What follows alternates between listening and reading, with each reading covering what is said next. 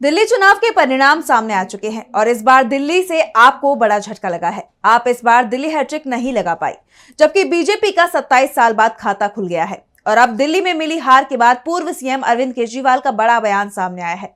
तो क्या है पूरी खबर, देखिए इस रिपोर्ट में। दिल्ली में 27 साल बाद बीजेपी की वापसी हो गई है। इस बीच हार के बाद दिल्ली के पूर्व सीएम अरविंद केजरीवाल का बड़ा बयान सामने आया है। उन्होंने कहा, हमें हार स्वीकार है, बीजेपी को जीत की बधाई देता हूं। लोगों ने उन्हें बहुमत दिया, उम्मीद करता हूं कि जनता की उम्मीदों पर वे खरे उतरेंगे। इसी के साथ केजरीवाल ने कहा कि पिछले 10 साल में जनता ने जो मौका दिया हमें, उन 10 सालों में हमने बहुत सारे काम किए।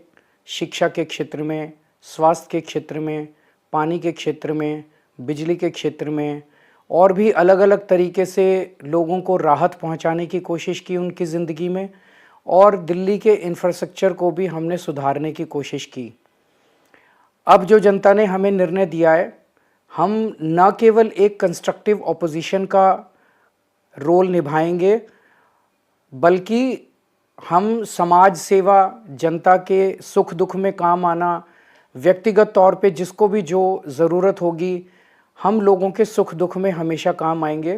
क्योंकि हम राजनीति में कोई सत्ता के लिए नहीं आए, हम राजनीति को एक ज़रिया मानते हैं जिसके ज़रिए जनता की सेवा की जा सके, जिसके ज़रिए लोगों के सुख दुख में काम आया जा सके। वो काम हम करते रहेंगे और हमें आगे भी इसी तरह से जनता के सुख दुख में काम आना है।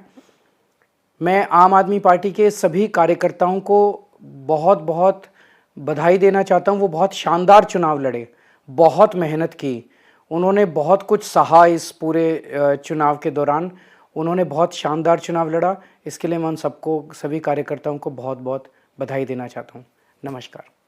आपको बता दें कि बीजेपी ने बहुमत का आंकड़ा पार कर लिया है। इस बदलाव में आपके अरविंद केजरीवाल नई दिल्ली और सिसोदिया जंगपुरा सीट से चुनाव हार गए हैं, जबकि मुख्यमंत्री आतिशी कालकाजी सीट पर चुनाव जीत गई हैं।